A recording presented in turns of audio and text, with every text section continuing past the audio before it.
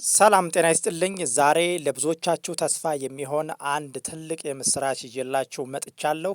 ወደ አውሮፓ ሄዳችሁ በህጋዊ መንገድ መስራት የምትፈልጉ ወደ አውሮፓ በህጋዊ መንገድ የምትሄዱበትን መንገድ ይዤላችሁ መጥቻለሁ። የስራና የክህሎት ሚኒስቴር ነው ይህንን መረጃ ያወጣው። ታዲያ ወደ አውሮፓ የምትሄዱባት ሀገር ማናት? በዛሬ ቪዲዮአችን ቁልጭ አድርጌ እነግራችኋለሁ። የዛሬ ቪዲዮአችን በጣሊያን የስራ እድል ወጥቷል። የስራና የክህሎት ሚኒስቴር ነው ያወጣው ይህንን ስራ። ሄዳችሁ የምትሰሩባቸው የስራ ዘርፎችም ወጥተዋል። እነዚህን በዚህ ቪዲዮ ነገራችኋለሁኝ። ቻናሉን ሰብስክራይብ፣ ቪዲዮውን ላይክ በማድረግ እስከ መጨረሻው ድረስ እስከ ቪዲዮ መጨረሻ ድረስ በደንብ ተከታተሉኝ። ቀጥታ ወደ ዛሬው ቪዲዮ አልፋለሁ። በዛሬ ቪዲዮ በጣሊያን ሀገር ሄዳችሁ በህጋዊ መንገድ ስራ የምትሰሩበትን መንገዶች እንዲሁም የስራ ዘርፎች ነው የምነግራችሁ። እጅግ በርካታ የስራ ዘርፎች ናቸው ያሉ። እንዲሁም ደግሞ በብዛትም ብዙ ሰው የሚፈልግበት ስራ ነው። እንዳያመልጣችሁ እንዴት መመዝገብ እንደምትችሉ እነግራችኋለሁ። እንዲሁም ደግሞ ሊንኩን ደግሞ በቪዲዮ ስር ላይ አስቀምጥላችኋለሁኝ። ቀጥታ ወደ ቪዲዮ አልፋለሁ። እንግዲህ ወደ አውሮፓ ሄዳችሁ በህጋዊ መንገድ መስራት ለምትፈልጉ ሁሉ ሴትም ወንድም በሁሉም ጾታ ነው ዛሬ የወጣውን የስራና ክህሎት ሚኒስቴር ያወጣውን መረጃ የማጋራችሁ።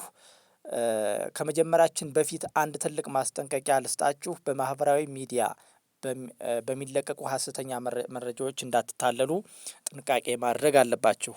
ወደ ጣሊያን ሀገር እንወስዳለን የሚሉ የተለያዩ አጭበርባሪዎች ይኖራሉ። ይህንን መጠንቀቅ ይኖርባችኋል። ቀጥታ ከትክክለኛው የመመዝገቢያ ድረገጽ ላይ ሄዳችሁ ነው መመዝገብ ያለባችሁን እነግራችኋለሁኝ። አሁን የምነግራችሁ መረጃ ከመንግስት አካል በቀጥታ የወጣ ይፋዊና ፍጹም እውነተኛ የሆነ መረጃ ነው የምነግራችሁ። የስራና ክህሎት ሚኒስቴር ከጣሊያን መንግስት ጋር በመሆን አዲስ የሁለትዮሽ ስምምነት ተፈራርሟል።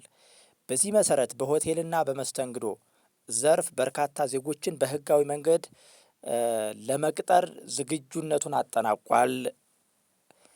ዋናው ዓላማ የሁለቱን ዜጎች መብት ደህንነትና ጥቅም ባስከበረ መልኩ ወደ ውጭ ሀገር መላክ ነው። ስራ የሚፈልጉ ዜጎችን ማለት ነው። በዚህ መሰረት የተፈለጉ የስራ መደቦችና የወጡ ክፍት ቦታዎች አሉ። ምን ምን እንደሆኑ በዝርዝር አብረን እናያለን። በመጀመሪያ ደረጃ 19 ክፍት ቦታዎች ያሉት የሆቴል ጸሐፊ ወይም አስተናጋጅ የስራ መደብ ወጥቷል። በጽዳት ሰራተኛም በጣም ብዙ ወደ 20 የሚደርሱ በጣም የስራ እድሉ ሰፋ ያለ ሰራተኞች ወጥተዋል። በሴትም በወንድም ወደ 20 የሚደርሱ በጽዳት ሰራተኝነት። የሴትም ወንድም ስላችሁ ለምሳሌ ኤርፖርት አካባቢ እንዲሁም ትልልቅ ቦታዎች ላይ ወንዶችም በጽዳት ሰራተኝነት ይሳተፋሉ። ስለዚህ ወደ 20 የሚደርሱ ሰራተኞች ቀጥታ ወደ ጣሊያን ሀገር ሄደው መስራት እንደሚችሉ በጽዳት ሰራተኝነት እንደሚቀጠሩ ወጥቷል። ሌላኛው 13 የሚደርሱ ረዳት ሹፌሮች ሸፎች ማለት ነው። በምግብ ዝግጅት መሄድ ለምትፈልጉ ወንድም ሴትም 13 የሚደርሱ ሸፎች ወደ ጣሊያን የሚያቀኑበት እድል ተመቻችቷል። 13 የሚደርሱ ሸፎችም ተፈልገዋል ማለት ነው በጣሊያን ሀገር። በኩሽና ውስጥ የእቃ አጣቢነት ስራን የመስራት ፍላጎት ያላችሁ ሰዎችም 11 ቦታዎች ተዘጋጅተዋል በጣሊያን በእቃ አጣቢነት ማለት ነው። 11 ቦታዎች ክፍት ናቸው። እንግዶችን በፈገግታ ለመቀበል የቢሮ አስተናጋጅ ለሚሆኑ ባለሙያዎች ደግሞ ቋንቋ የተወሰነ ያስፈልጋል። 4 ባለሙያዎች ይፈልጋሉ። ይህንንም እንድታስቡበት። ሌላኛው ደግሞ አንድ ጎበዝ ባለሙያ የስራ መደቡ የጥገና ቴክኒሻን የሆነ ባለሙያ ይፈልጋል።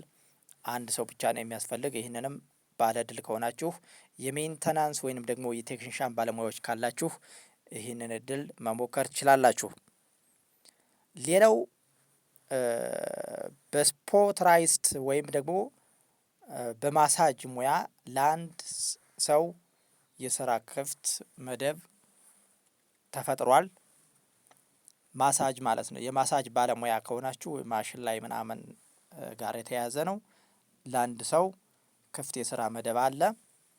እነዚህን ስራዎች ለማግኘት ምን ምን መስፈርቶችን መከተል አለባችሁ የሚለውን ደግሞ አሁን እነግራችኋለሁ በዚህ ቪዲዮ፣ የትም እንዳትሄዱ።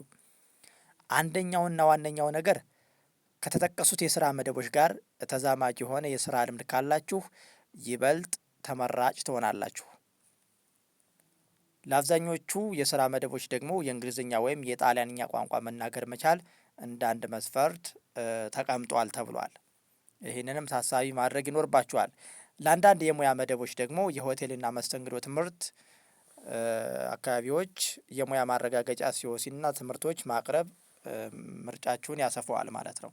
ስለዚህ የሆቴልና መስተንግዶ እንዲሁም ደግሞ የተለያዩ በሆቴል ውስጥ ያሉ የወጥ ቤትም ሆነ የአስተናጋጅ ሙያዎች ላይ ሲኦሲና የትምህርት ዝግጅት ማቅረብ ከቻላችሁ እንድትመረጡ ያግዛችኋል ማለት ነው። ግዴታ ላይሆን ይችላል፣ ግን ብታቀርቡ መልካም ነው። ሲኦሲ ግዴታ ነው፣ ልምዳችሁን ማለት ነው። የስራ ቆይታን በተመለከተ አብረን ስንመለከተው አብዛኛው ስራ ለ2 ዓመት አካባቢ የሚቆይ ነው። ለ1 ዓመትና ለ2 ዓመት አካባቢ የሚቆይ ስራ ነው ማለት ነው። የሚታደስ ማድረግ እንደየጊዜያቱ ታድሱታላችሁ ማለት ነው። የኮንትራትም ሆኖ የሚታደስ ማድረግ ትችላላችሁ ማለት ነው። ታዲያ ሂደቱ ምንድን ነው? እንዴትስ ማመልከት እንችላለን ለምትሉ ደግሞ አስቀድማችሁ የሰራተኝነት መለያ ቁጥር ወይንም ደግሞ ላበር አይዲ ካላችሁ በተሰጠው የማመልከቻ ማስፈንጠሪያ ወይንም ደግሞ ሊንክ ቀጥታ መመዝገብ ትችላላችሁ። እንዴት ነው የምትመዘገቡት? ላበር አይዲ የሚባል በስራና በክህሎት ሚኒስቴር የበለጸገ ዌብሳይት አለ። እዛ ላይ ታስቀምጣላችሁ። መለያ ቁጥራችሁ ደግሞ የሌላችሁ ከሆነ መጀመሪያ lms.gov.ኢቲ ላይ በዚህ ድረገጽ ላይ ገብታችሁ መመዝገብ ትችላላችሁ ማለት ነው። lms.gov.ኢቲ ቪዲዮ እዚህ ዲስክሪፕሽን ቦክስ ላይ አስቀምጬላችኋለሁ። በዚህ ገብታችሁ መመዝገብ ትችላላችሁ ማለት ነው። ትክክለኛ ገጽ ነው፣ ምንም እንዳትሰጉ። lmis.gov.ኢቲ በዚህ መመዝገብ ትችላላችሁ ማለት ነው። በመቀጠል በአቅራቢያችሁ ወደሚገኝ የአንድ ማዕከል ቀበሌም ሊሆን ይችላል፣ ዞንም ሊሆን ይችላል በመሄድ የባዮሜትሪክስ መረጃ መስጠት አለባችሁ ማለት ነው። ይህንን የምትሰጡት በያላችሁበት ክልል ላይም ካላችሁ በየክልላችሁ ባለ የባዮሜትሪክስ ወይም ደግሞ የአሻራ መስጫ ቦታዎች አሉ። እሱ ጋር ሄዳችሁ ትሰጣላችሁ ማለት ነው። ከዛም የዚያ የሰራተኝነት መለያ ቁጥራችሁን ላበር አይዲ ከተቀበላችሁ በኋላ ወደ ዋናው ማመልከቻችሁ ትሸጋገራላችሁ ማለት ነው። ዋና ማመልከቻችሁ ደግሞ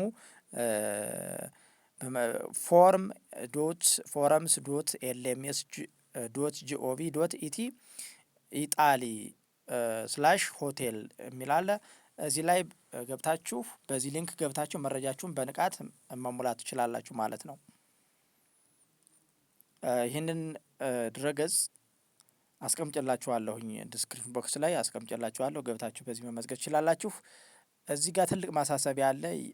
ይሄ ምዝገባ ስምሪት የሚከናወነው በራሱ በሚኒስቴር መስሪያ ቤቱ ብቻ ነው። ይህ ስምሪት የሚለው ማለት ነው። ስለዚህ ከአጭበርባሪዎች መጠንቀቅ አለባቸው። ይህ አሁን እየነገርኳችሁ ያለው መረጃ በስራና በክህሎት ሚኒስቴር ወይም ደግሞ በመንግስት ብቻ ነው። የትኛውም ድርጅት በእንደዚህ አይነት መልኩ እንወስዳለን ብሎ እንዳያጭበረብራችሁ መጠንቀቅ አለባችሁ። ስለዚህ በስራና በክህሎት ሚኒስቴር ብቻ ነው።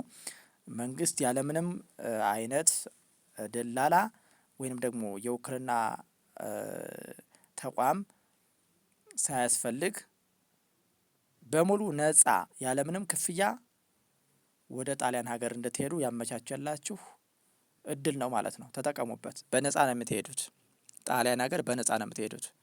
ስትፈልጉ ከጣሊያን ሀገር ተነስታችሁ ወደ ሌላ ሀገር እንትናችሁን ከተወጣችሁ በኋላ ማለት ነው፣ ኮንትራታችሁን ከተወጣችሁ በኋላ ትራንዚት ማድረግ ትችላላችሁ ወደ ምትፈልጉት ሀገር። ወደ ካናዳ ሊሆን ይችላል፣ ወደ ጀርመን ሊሆን ይችላል። ደስ ወዳላችሁ ወደ ምትፈልጉበት ሀገር ትራንዚት ማድረግ ትችላላችሁ። ምክንያቱም ሳንቲም አላችሁ፣ ዛኔ ትራንዚት ማድረግ ትችላላችሁ፣ መመለሱም ትችላላችሁ ወደ ኢትዮጵያ ማለት ነው። ስለዚህ በነጻ ነው፣ ምንም አይነት ክፍያ አይጠየቅም። የተወሰኑ ነገሮች ለስራ ማስኬጃ አሊያም ለሆነ ነገር ትንሽዬ ነገር ልትከፍቱ ትችላላችሁ።